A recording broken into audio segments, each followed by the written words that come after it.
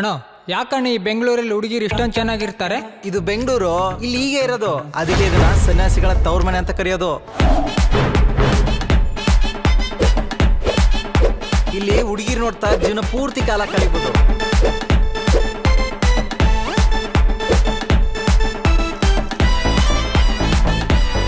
ರೀ ಲವ್ ಮಾಡ್ರಿ, ನಾವು ಚೂರು ಉದ್ದಾರ ಆಗ್ತೀವಿ.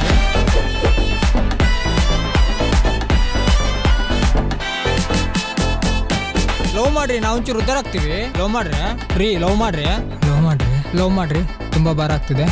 ನಾವು ಈ ಬೋನ್ ಬಾಡಿಗಳನ್ನೆಲ್ಲ ಟೆಸ್ಟ್ ಮಾಡಲ್ಲ. ನಮ್ಗೇನೇ ಇದ್ರು 6 ಪ್ಯಾಕ್ 8 ಪ್ಯಾಕ್ ಬಾಡಿಗಳಷ್ಟೇ ಬೇಕು.